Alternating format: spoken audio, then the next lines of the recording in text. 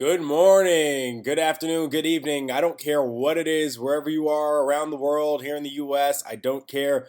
Welcome to the main event Swerve, episode 4. We're talking about SummerSlam 2013, which was absolutely huge. I believe it lived up to the hype that it kind of built up, and I thought it was one of the best pay-per-views that I can remember, actually. Um, Granted, haven't watched wrestling in a while. What has it been like 4 or 5 years? Recently, just got back in March. It's definitely better than WrestleMania. Better than Extreme Rules. Better than what was the pay per view before that? Payback. I really enjoyed this pay per view. Very very good. Um, I can say that for the most part, all the matches that were in it were excellent. Excellent matches.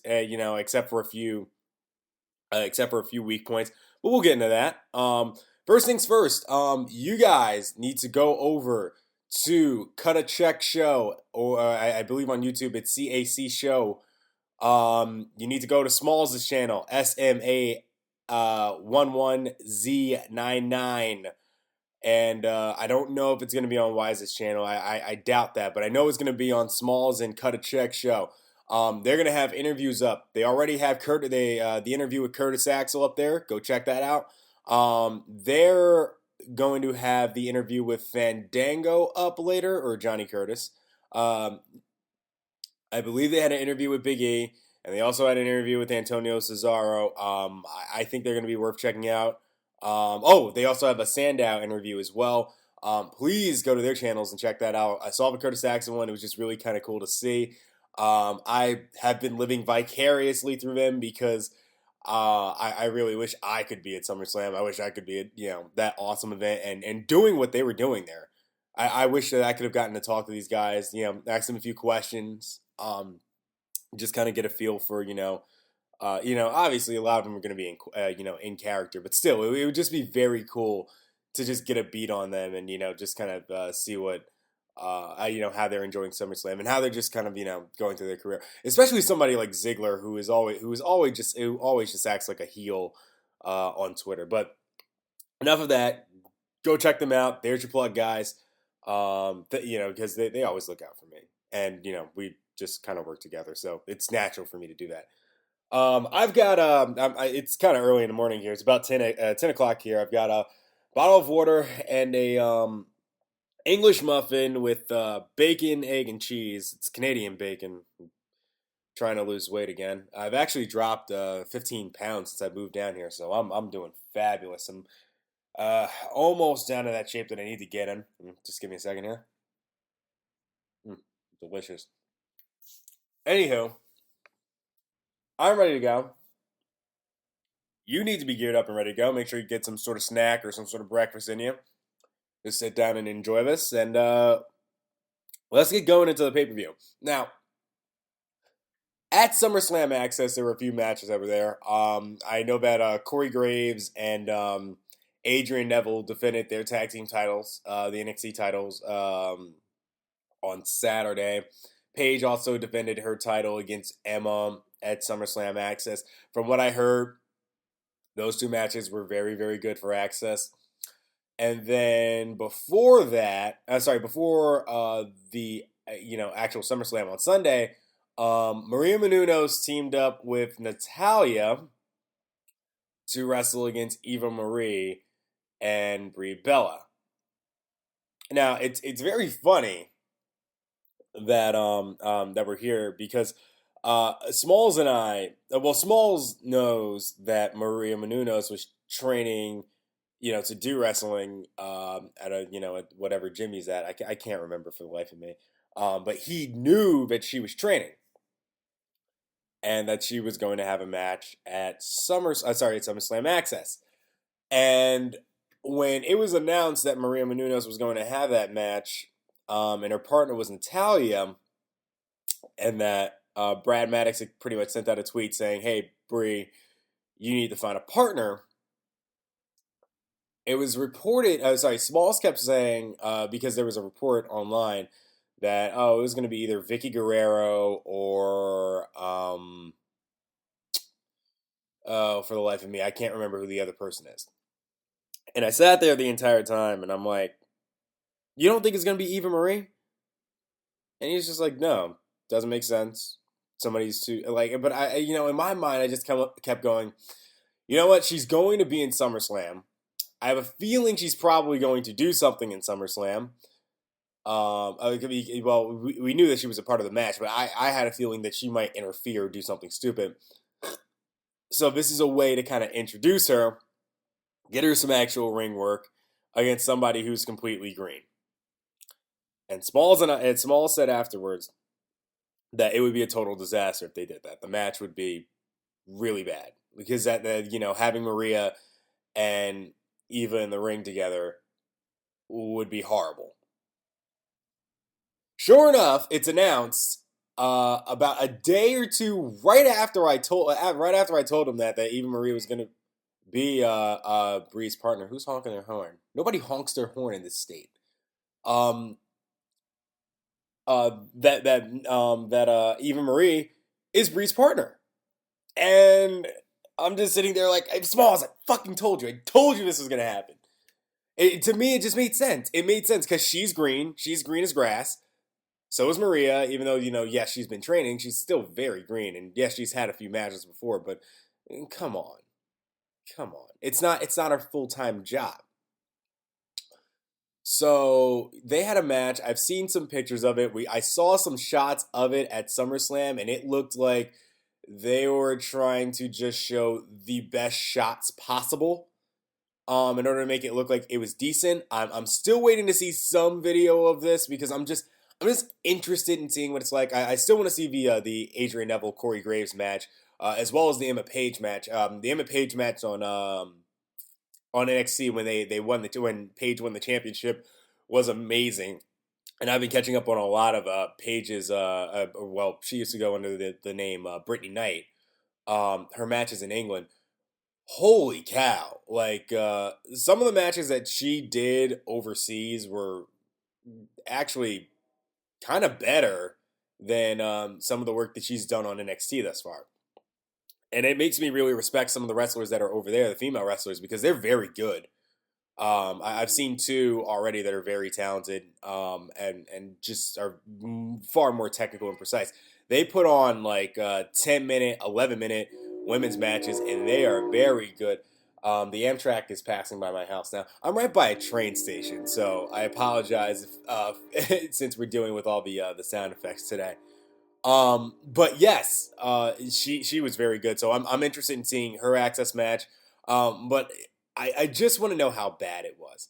How bad was, because there were shots where Eva and Maria are in the ring together, which is terrible. That's a terrible idea. You can't let those two work together. And if I'm not mistaken, Maria Menounos got the pin on Eva, no, actually, you know what? It may have been Natalia who got the pin on Eva Marie, but we saw no shots of her. It was mainly shots of Maria, and then trying to make her look good, and that was it. So let's go ahead and get into the actual SummerSlam pay-per-view. Enough bullshitting. Let me get a drink of water real quick. That's good. All right, and let's talk about our pre-show match, which was RVD versus Dean Ambrose, which wrestling-wise in the ring was very, very good. Enjoyed it. Got to see a lot of Dean Ambrose and just his mannerisms in the ring. And him and RVD. Well, RVD is just naturally athletic, and with Dean Ambrose and his kind of very, I don't want to say nonchalant, as the word, but he just has a very kind of deliberate style of wrestling. It was an interesting mix, but it worked well together. Because, when Dean Ambrose was in control, the match would slow down a bit, which was nice because, RVD likes to go, full speed ahead. It's a nice change of pace to see, one guy in control and it's going slower, then the next guy is in control and, it's speeding up a lot. The taunts that Dean Ambrose was doing to RVD were great. Love that whole psychology, the ring psychology that he had there. They were great. Um, the crowd seemed pretty hot for the match. A lot of people chanting, "This is wrestling." It was very good until, well, I don't want to say until, because then somewhere in the middle of the match, um, the Shield, Roman Reigns and Seth Rollins finally come down and join them in the ring and start circling the ring. And then the second their music stops, you hear Mark Henry's music hit, and now Mark Henry's like he's actually running down the ramp, which is hilarious in and of itself.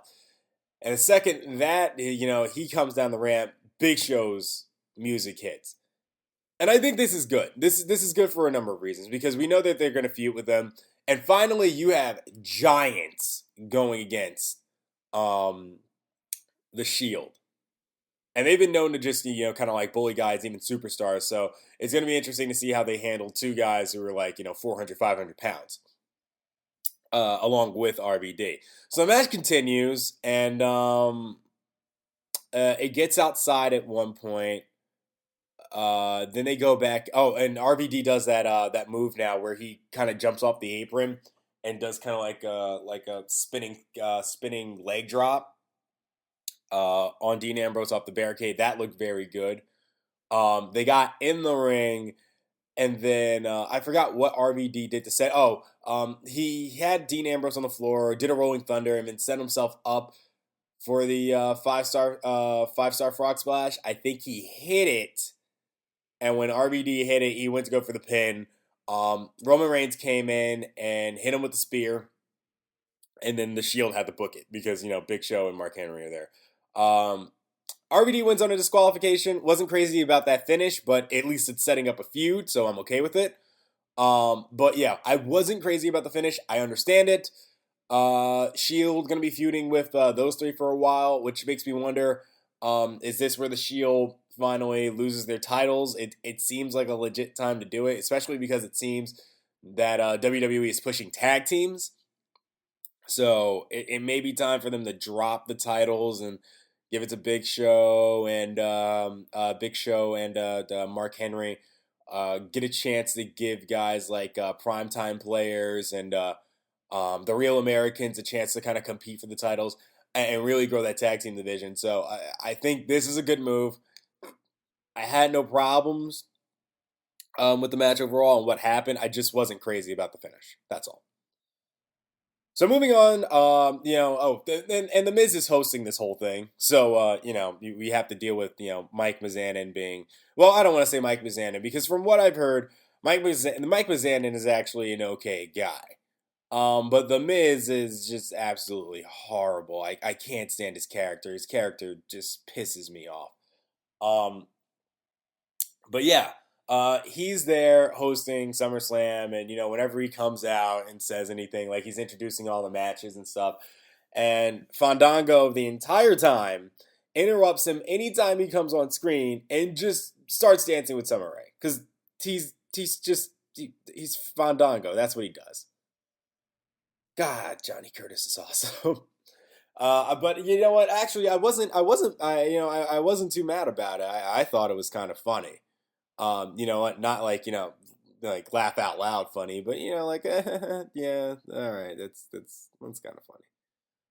So then we started off with our first match, which I was surprised was the first match, the Ring of Fire match with Bray Wyatt and the Wyatt family going up against Kane, and they were setting up the fire around the ring and everything, just like they did for Taker versus Kane in their Inferno match.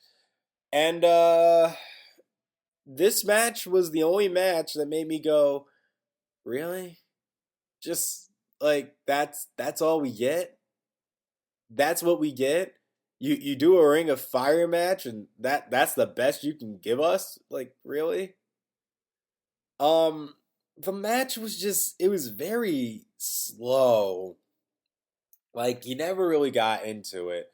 The match felt rushed too because I think the match maybe went on for like 8 minutes. the match just it was just underwhelming for such a huge build up and the awesome promoing that Bray Wyatt and Kane have done together. This match, holy shit, just missed. It just like it didn't come close to what we were expecting. Um, and the biggest disappointment of the entire match, besides the fact that it was very slow, it was just you didn't see Bray Wyatt work, and you didn't see any of the creepiness. Like nothing creepy really happened. It was just, oh shit, they're in a ring of fire. Looks cool, but it didn't do anything. Like the whole thing with the Inferno match with Taker and Kane was that somebody got lit on fire. Somebody got lit on fire. That's what made the Inferno match, that was the intrigue. That's what made it interesting. Nope, don't get that. I was hoping they would tease it a little bit, maybe. You don't have to light the guy on fire. That's fine, but tease it maybe. In a Ring of Fire match, you don't have to lose the fire, but it would be really cool to see if, somebody actually got on fire during the match and, maybe, rolled his way out of it or, a firefighter had to go get him or something and spray him down. That would at least be, like a cool twist of it. If he got the pin, it's like, oh shit, he actually, had to light him on fire to beat him. But no, you don't get any of that. As a matter of fact, the flames almost become completely useless because throughout the entire match, they're shooting up randomly depending on, what slams are going on in the center of the ring, and they just shoot up. Before, actually, let me get to before what happened. Before that whole thing happened, and just completely ruined the whole Ring of Fire match.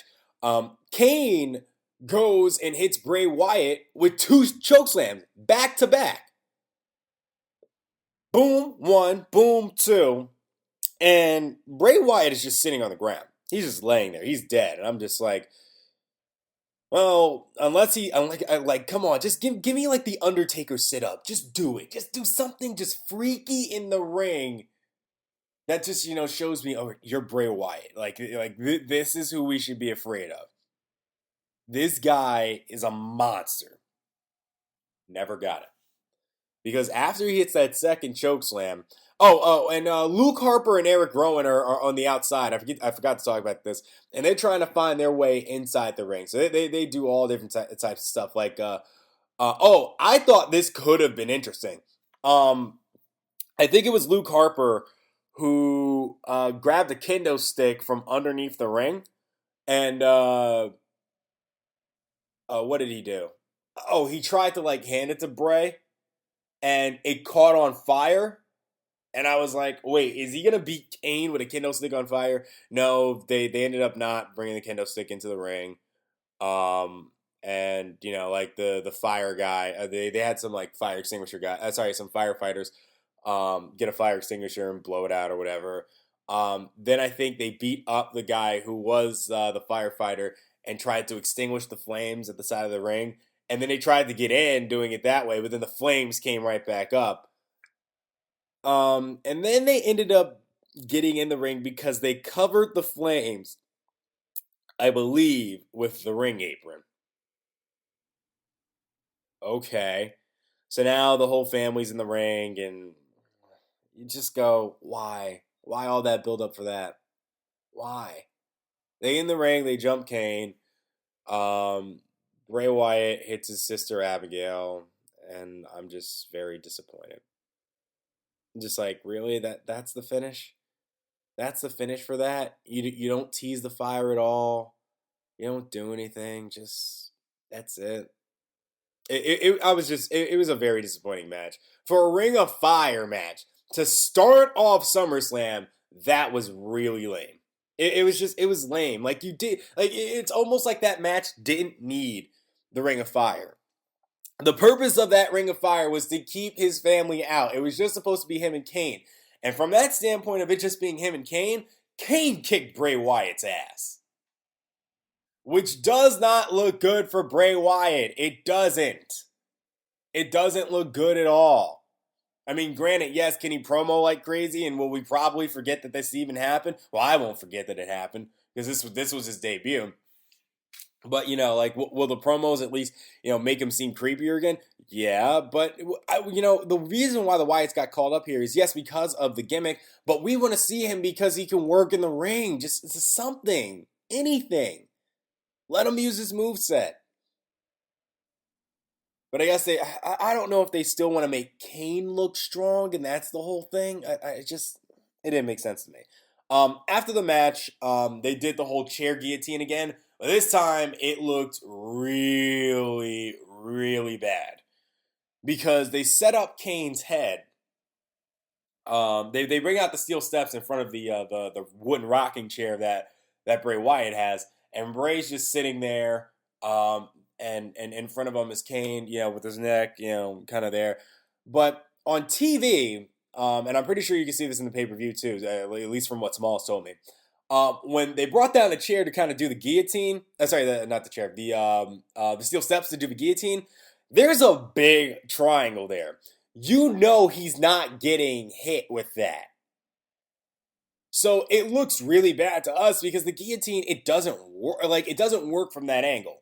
From the angle that they showed us the first time they did it, it looked really gory. It looked like, oh my God, I can't believe they just did that. From this angle, it's like, no, just no. It doesn't look convincing. He's not getting hit with that. It looked really bad. Then they brought Kane with them to the back, which means that we're probably going to get something on Raw to explain it all. Overall, just God, that match. I need a break. Let me get something to eat here real quick. Oh, my sandwich is getting cold. All right. So after that whole mess, we have Cody Rhodes and Damian Sandow, which finally got SummerSlam kicked off. Finally, we were getting into it. Very good match. Very fast pace. The two of them work unbelievably well together. And through all the promoing and everything that they've done, this match lives up to the hype. Very good. They worked well. Cody wins on the Crossroads. A clean victory on Damian Sandow. No shenanigans. Nothing stupid happened during the match. Just a very, very clean match and a very, very well done match. I was glad that came after that because, boy, the crowd needed to get back into it. It was a very, very good match. A great match. Very enjoyable. And I thought, all right. Now SummerSlam is getting started. Let's see if guys can kind of keep up the pace here. Nothing to really talk about there.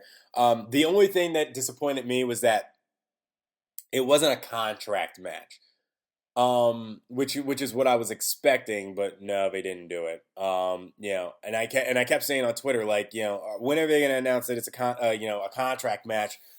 2 weeks ago, and people were saying oh no, it's going to be a contract match, and sure enough, they didn't do it. So. My suspicions were kind of right that this was just going to be a plain match, and that's it. Which then brings us to Alberto Del Rio and Christian. And the reason why I was disappointed was just because, it doesn't really, to me, at that point, storyline, it does nothing for them. It just kind of is just like, oh, well, this is just how it ends. I beat you at SummerSlam. Deal with it. But Sandow still has the briefcase. So, Cody Rhodes has to deal with that. Which then brings me to Alberto Del Rio versus Christian. And this match, before the match got started, I immediately start to think, all right, well, Sandow just lost clean. Just lost clean on the match before, and they're doing this match now. So Sandow is probably, just getting treated, just to make sure he's all right. And it would make no sense for Sandow to come out in this match. Now, I can't remember who did it on Twitter. Somebody told me, well, there's a possibility he could come out and, cash in now if it seems like his best opportunity or whatever. I was like, yeah, I can see it, but I just really don't think he would do that right after the match he just had. And that match coming up right after that. So, with that thinking, I couldn't help but think that Christian was going to lose. I just kept thinking, if Cody Rhodes won that match, and that's the way that their feud is going to end, and he doesn't have the contract, it doesn't make sense for Christian to win against Alberto Del Rio. It just doesn't, because what does Christian winning do? Because what are the heels that he's going to go against? Because now Christian has a championship. You're not going to let him hold that championship for more than 2-3 months, I don't think. And Damian Sandow, Cody Rhodes is obviously getting that huge babyface push, and Cody Rhodes against Christian doesn't make sense. Damian Sandow still has the briefcase, so I doubt he's just going to get into a feud with Christian. Damian Sandow's going to wait until somebody goes up against Alberto Del Rio to beat him and then cash in him. And that's when I started thinking Alberto Del Rio might very well be getting himself in a feud. And Smalls and me talked about this. He said Cody Rhodes can now go up against Axel for the Intercontinental Championship. And I said, you know what makes more sense? Alberto Del Rio going up against Cody Rhodes for the World Heavyweight Championship. And when Cody Rhodes, the babyface that they need, beats Alberto Del Rio, Sandow cashes in on Cody Rhodes, and that feud gets revisited now. I think that's what's going to happen. I think Cody Rhodes is going to feud with Alberto Del Rio, and when Cody Rhodes beats him for the World Heavyweight Championship, so that he can so now that Cody Rhodes can be seen as a main event guy, Damian Sandow is going to cash in on him. I think that's what's going to happen. But anyway, let's get to the match. Alberto Del Rio versus Christian. I kind of spoiled it already. Yeah, Christian loses. But the match itself. Now, I've ripped on Christian, a bit because I do remember when Christian was very good. When he was with Edge. When he was a part of remember what was it, the Brood or the Ministry? No, the Brood, I think is what it was, when he was with Gangrel, and Edge, and they were like in that whole like vampire cult or whatever, or gothic cult, whatever. Like I remember when Christian was very good. I do. But this Christian who's come out now is just very stale. He's just kind of like, I just want one more match, blah blah blah blah blah. And it's kind of hard for me to get behind him. And then in his matches, he's always winning by roll ups or some bullshit, and he looks like the weak guy in the match all the time. Not this match. No. Apparently Christian has been saving all this up, because Alberto Del Rio and Christian worked the match of their lives thus far. Very, very, very, very good match. And I said before that Cody Rhodes and Damian Sandow might have been the best match of the night. Nope. Then Alberto Del Rio and Christian took that away. They put on an excellent match. They put on one hell of a show. A lot of close counts, a lot of close falls in that match. That ended with I think that. Oh right, Christian hit Alberto Del Rio with a spear, and when he hit him with that spear, I thought, oh my God, Christian might win after all. But then Christian grabbed his shoulder because Alberto Del Rio was really working on his shoulder. He felt pain in it, and he sat there and cringed in pain, and that's when I knew, all right, here comes Del Rio with the cross arm breaker. Del Rio hits it. That's how he wins. Alberto Del Rio by submission. I don't think there was a botch in that match. It was clean. Everything was clean. Alberto Del Rio even won clean with that submission. Just a very, very good match. I think it went on for I want to say 15 minutes. Very, very good match. Solid. Loved it. Crowd got hot for it. The crowd actually got behind that. I believe it. Yes, it did get a "This is awesome" chant, which it deserved. It was a it was a great match. I'm actually kind of satisfied with the ending. Very satisfied. And I think Christian may have been no. Christian ended up leaving the ring, and Del Rio got his interview afterwards. So yeah, I thought it was a great match. Which then brought us to Natalya with the Funkadactyls going up against Brie Bella and Eva Marie and Nikki Bella. Now, hold on a second. I'm going to take one more bite of my sandwich as it's getting colder. No, don't go cold on me.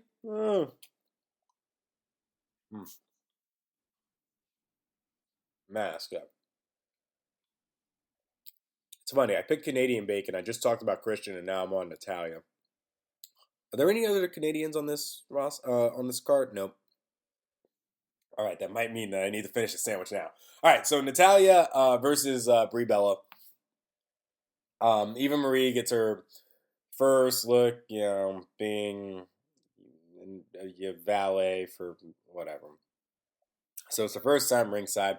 And how ironic is it that the Bella twins on Total Divas are like, oh my god, like Eva Marie can't look like me, and because she looks too close to us, like she looks like she could be a Bella twin or whatever. And sure enough, Eva Marie is with the Bellas. Just, I don't, I'm starting to not understand why we dyed her hair red anymore. Other than that, she just fucking wanted to.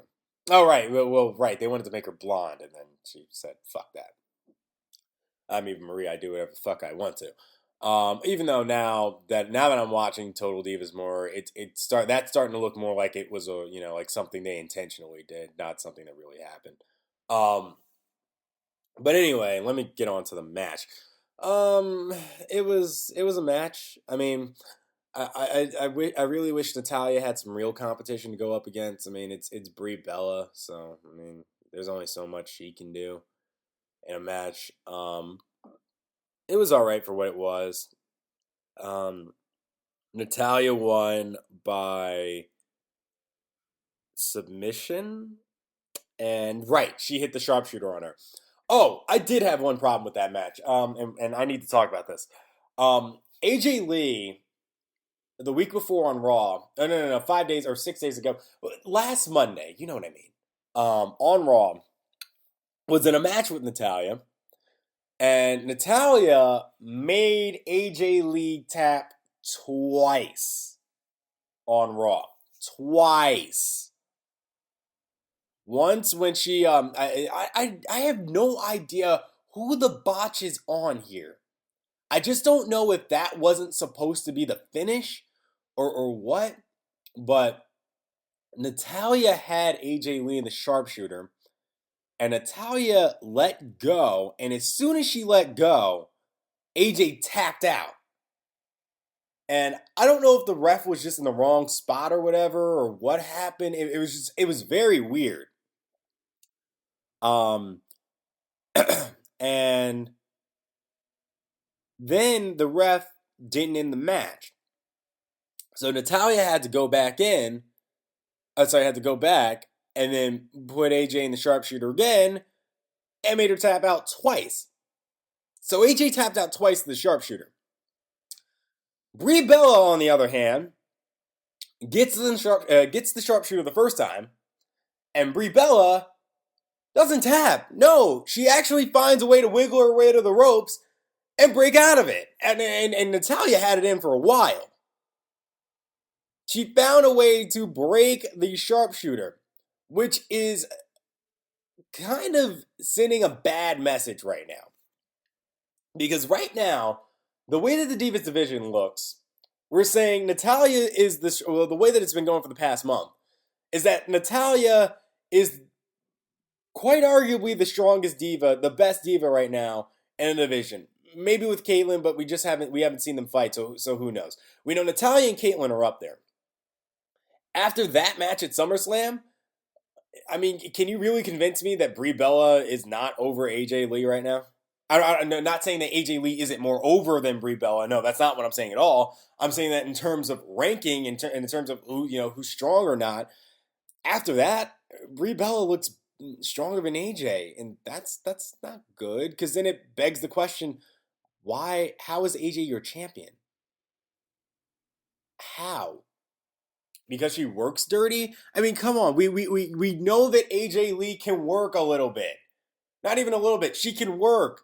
Why are we not using her to her full potential? Like, that match with Natalia and AJ should have been very good. It should have been very good, and instead it was really sloppy.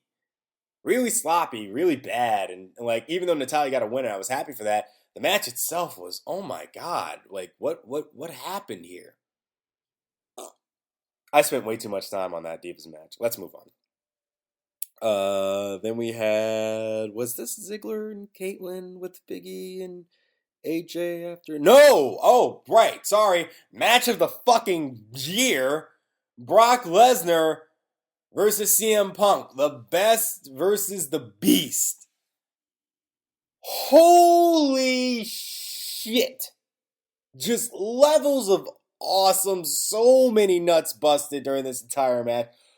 Oh my god. Um, and it's really funny because the match before that, with Natalya and Brie Bella, Smalls is in the audience and he started a whole bunch of chants. Like he started a JBL chant, Michael Cole, Jerry chant. He started a "We Want Tables" chant, which I just kind of marked out for. That was just hilarious. But to come from that and to go to what was probably the best match I've seen in years. Oh man, just damn. Like nobody dominated. Like there wasn't a dominant person in that match. Like yes, is Brock Lesnar more powerful than CM Punk? Definitely. Like it was obvious. Brock Lesnar was just using his brute strength to outpower Punk, but they were both having moments. So there were moments where Brock Lesnar is just absolutely like in the beginning of the match, like Punk is getting his strikes in, but Brock Lesnar would just take him to the ropes and just shoulder charge him, showing his brute force. And then there were just moments of the match where CM Punk was starting to take over. He would, he would, go into his like brawler, this kind of like brawler style, and hit him with knees, kick him in the legs, trying to like weaken his knees or whatever. And whenever Paul Heyman had a chance, and this is why he's so good, he would get in the way, and Paul Heyman would have CM Punk lose his attention off of Brock, and Brock would take advantage. But that went on for about, I want to say that match was 30 minutes long. I thought that match was never going to end. And the best thing about it was that they did not go overboard on specials. We didn't see finishers. I said specials. And they didn't go overboard on finishers. They teased a go to sleep, which turned into, I believe, a Kimura lock, which then somehow turned into another submission move, and then went into the Anaconda Vice. Like it was just vicious. And the Kimura that that Brock Lesnar had Punk in, that looked like it was gonna break his arm off. That one looked like his arm should have snapped in half. It was sickening looking, but it was amazing. Like that match was so good. Oh man, like that is a must see. Like if you can get on Daily Motion or whatever and just catch that match if you didn't see it last night. Whoo!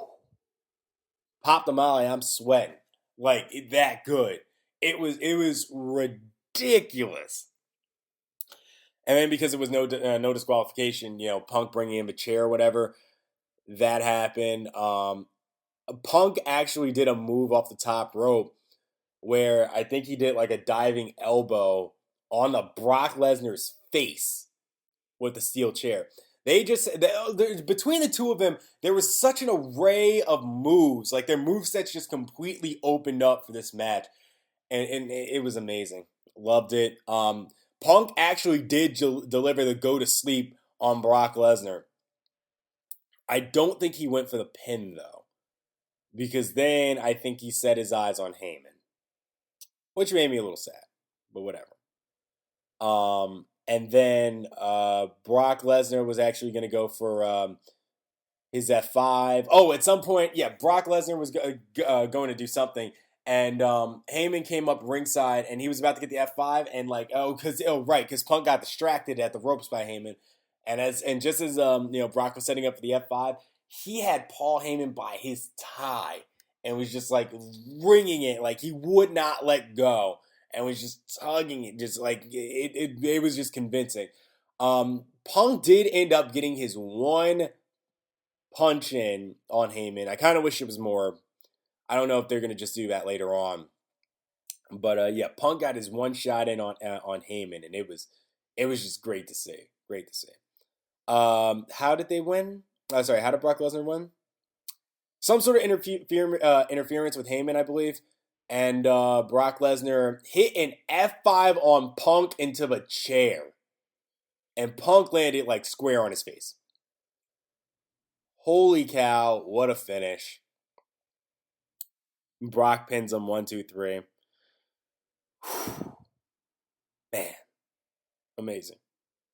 And Brock Lesnar, and Punk got up afterwards, and he got a hell of an applause. Hell of an applause. He looked upset, like, that he didn't win, but, we understand why. But deserved all the applause in the world for that match. That match was amazing. And all I could think of after that was, there is no way in hell Daniel Bryan and Cena are going to be able to put on a match that good. There's just no way. That was your match of the night. I'm sorry, that match was better than the Cesaro Bryan match. As much as I love that match, and I thought that was the match of the year. Nope. This one took the cake. This one took it. Holy shit. I'm taking a sip of water real quick.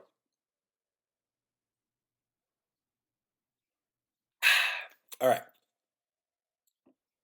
So, how do you follow up Brock Lesnar and CM Punk? Give people a little breather. Dolph Ziggler and Caitlyn against Big E and AJ Lee.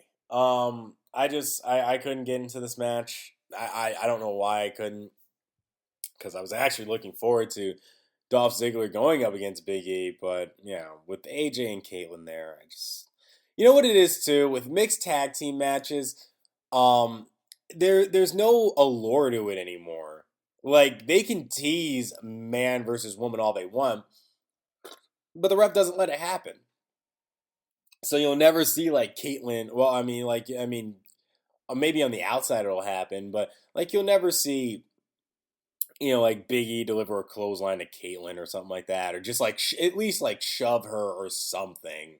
Like, you'll never see that. So like I just like that. This is why I'm not crazy about mixed tag team matches anymore, because they don't really do anything.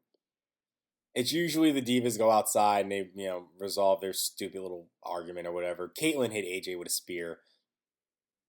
And Big E looked like he was in control of the match. He pulled down his straps. He was getting ready to go for the big finish, and Dolph Ziggler escaped, hit with a zigzag, and there was your match. Just like, overall, I was like, all right, whatever.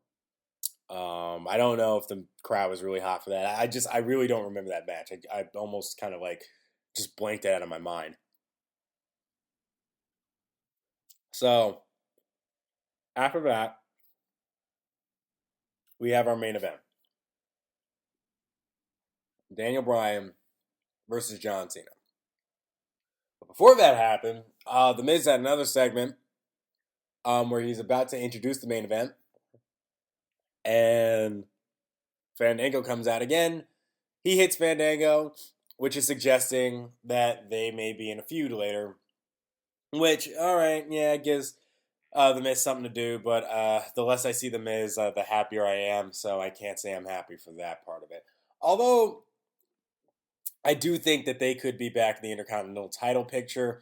So that could be a nice feud for Fandango at least. And at least it gives the guy something to do. Hold on, take another sip of water. So, on to our main event: Daniel Bryan versus John Cena, with your special guest referee Triple H. We need to talk about this. Triple H is watching us. He is watching us. There is no hiding it. He can't deny it anymore. After last night, it is official. Triple H knows that we're here. He knows. Because Triple H comes out, and when his music hits, it's all about the game and how you play it. No. It's King of Kings. And there was a moment where I stopped and I looked at I'm looking at my screen and I'm just like, are you kidding me? Is he really just gonna have a Triple H moment tonight? Really? He's gonna do it. He's gonna go all Triple H on us. And on top of that, not only is he now walking to the ring, coming out to bow down to the king, the camera then pans to the audience, and guess who's in the shot? Guess who is in the shot when they pan to the audience? Smalls and Wiza, with Smalls doing the bowing. Are you fucking kidding me? He knows. Dude, he knows. He knows that we're out here, and he set that up on purpose. Are you kidding me? Are you fucking kidding me? He hasn't played King of Kings since God knows how long. Haven't heard him come out to that thing in theme in ever. He comes out to it tonight, and they pan to Smalls. It's just not. It's not a coincidence anymore. It's not. He knows. He knows what he's doing. He knows what he did. Triple H is out of control, but it's a good thing. At least he knows that we're out here. So there's that at least. So anyway, going on to the match: Daniel Bryan, John Cena. Very good match. I only had one problem with it. And that's this. Well, actually, no. You know what? Because thinking about what you could do with that, it's good, but just for the match quality, I didn't like it. Offensively, Daniel Bryan dominated that entire match. I would say Daniel Bryan was 80% of the work in that match. Because after John Cena got through his 5 moves, Daniel Bryan was like a house on fire, and it looked like John Cena didn't know what to do. Like he resorted to using a sit-out powerbomb. I'm like, okay, heel Cena. Like, seriously, when was the last time you've ever used a sit-out powerbomb? What, you're just going to go all Batista on us all of a sudden? So Daniel Bryan really was just kind of like dominant the entire match. He does the STF on Cena, which I thought was hilarious because he does it better than Cena. Way better than Cena. He hit him in that yes lock, I think twice, and Cena never tapped. Did not tap once. And I just kept thinking, how is Daniel Bryan gonna win this match? How's it gonna happen? He's gonna make him tap. He has to. And I guess because we only thought of that because his only finisher is, a submission move, that's what was going to happen. But, he was getting his head kicked in. Speaking of which, still disappointed that you're going to get your fucking head kicked in chance didn't happen. A little sad, but, the way that Smalls talked about it, he said, yeah, there just really wasn't a spot to do it. So I understand that. But yeah, Daniel Bryan was just a house on fire that entire match. Did John Cena hit the? Oh yeah, he did hit Daniel Bryan with 1 AA. Daniel Bryan kicked out. And yeah, Daniel Bryan just dominated the match, and then the way that it ended made me pause for a second because Daniel Bryan came flying in, and I said at first I was like, did he just win on a running knee? And then afterwards, people kept saying Shining Wizard, and then I just started calling it a Shining Wizard. I looked at it again. No, that was a full charged running knee. Straight to Cena's face. That shit was cold-blooded. Daniel Bryan hit him with that, which I'm guessing is his new finisher now. Knees to a face. So now we're just robbing CM Punk of his gimmick, knees to face, because that's Daniel Bryan's finish. Yeah, that shit hit hard. But when he got the 3 count on that, I was like, wait, what? That's how he got his 3 count? Okay. And then it hit me for a second. Wait, Daniel Bryan just won. Why am I not excited? So I got into my mark mode. I was like, Daniel Bryan won. Yeah, this is great. Yeah, and it looked legit. I was expecting Cena to just do, come on. You were doing heelish shit the entire match. The entire match, you were acting like a heel. Even with the slapping stuff. They ended up slapping each other. And I'm just like, really? You're not going to do anything else heelish? Nothing else. Nope. He does what John Cena does best. I'm going to shake your hand and show you respect. Blah, blah, blah, blah, blah. And then John Cena just leaves. And whatever. So Triple H raises Daniel Bryan's hand in the air. Daniel Bryan goes to the camera and he says something. I can't remember what he says. But, he's kind of celebrating the fact that, he finally won. He's slayed Super Cena. He finally did it. Daniel Bryan won clean. And there it is. So, yeah, it was great. Then Triple H moments happened. Triple H had a live Triple H moment at SummerSlam. He's been watching our shit. He has. There's just no denying it anymore. He's been watching it because as the confetti's coming down and Triple H is celebrating, and then the two of them are celebrating, Randy Orton comes down to the ring. Hey, Randy Orton, you're really going to cash in on Daniel Bryan on his big night as he's standing right there? Daniel Bryan looks like he could probably still go. And actually, Daniel Bryan looked like he wanted him to come in the ring. So, it was like, all right, Randy Orton is just teasing. Because he puts down his case and he starts, walking back. Then Triple H grabs Daniel Bryan, toe kicks him, and puts him in a pedigree. Triple H moment, everybody. He made a live version of Triple H moments. He pedigrees Daniel Bryan, does what's good for business, has Randy Orton cash in, gives him the 3 count, raises Randy Orton's hand, new champion Randy Orton for the WWE Championship. Are you fucking kidding me? It was so, yes, naturally we're all going to be upset because, are you fucking kidding me?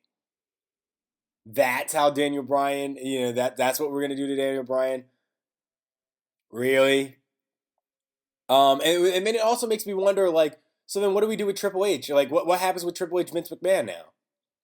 Because Vince was the heel in that whole thing. Now Triple H is the heel too. I'm wondering what's going to happen now on Raw. But, yeah, it was just crazy. I actually, my initial reaction was that I laughed. I laughed a little bit because I was just like, I can't believe that just happened. But then afterwards, I just kind of said it, and I'm like, fuck me, that just happened. I can't believe that's how Randy Orton won. And I'm sorry, not that that's how Randy Orton won. Of course, that's how Randy Orton's going to win. But I can't believe that, after all that hard work, Daniel Bryan loses like that. That blows. And it was a mixed reaction when it happened because it seemed like a few cheers, a few boos, and a lot of people who just didn't know what to make of it, which I think is actually a fair reaction to that because I didn't know what to make of it either. It was just kind of like, oh, what? But I liked the twist ending. I did like it. Part of me just because I want to see Daniel Bryan hold that title for a while. He deserves it. He deserves to hold that for more than 4 months. I doubt he will, but he deserves to. He deserves a nice long title reign. Looks like Randy Orton's going to be holding it for a while. We're going to see what cool little belt buckles the little decorations that he put on the side are. Probably going to be a viper or something silly like that. Maybe it says "I hear voices" or whatever. I don't fucking know. He'll do whatever he wants. Oh, it'll probably say RKO on the side. That's what I'm guessing. But who cares? Randy Orton's your new champion. That was SummerSlam. I thought overall the pay-per-view was excellent. I said with Smalls, I gave it a 4.5. Just because that Ring of Fire match was, oh my god, I still can't get over just the buildup of all that and then what happened. It didn't match. It really didn't match. Which is which is why I'm starting to devalue promos now a little bit. As great as they are, if you can't do it in the ring, then it really all doesn't matter. That's why McGillicuddy is great now because you have Paul Heyman speaking for him, but then he gets in the ring and he's actually good. He's good. He looks solid, and that's why we can get behind somebody like Curtis Axel. But when he's talking, he becomes McGillicuddy, and you're just like, but at least he's decent in the ring, so it makes up for it. But yeah, overall, I would say 4.5, 4 and 2, no, 4.25. I don't know, somewhere around there. I thought it was the best pay per view I've seen thus far this year, best one I can remember for quite some time, and yeah, and I've gone back and looked at other pay per views too, from the past 3 years. I think this one was the best, and I said going into this one, this looked like it had the potential to be the best pay per view of the year. It was just 5 very good feuds going into it, and they all delivered. Even the one that I didn't think was going to deliver, Del Rio and Christian, that one ended up being one of the best matches of the night. So very happy with it overall. Enjoy the pay per view. Looking forward to see what happens on Raw. I don't know if I'll have a Raw review ready tomorrow or not because I've got to work and I'm still figuring out my schedule and everything. So we'll see how that happens. I may do it in the middle of the week and enjoy it then and do it then. But for now, enjoy this. I hope you enjoyed this podcast. Thank you for coming out to the main event. Swerve. This is Blackjack. I'll see you next time. 2-1 out.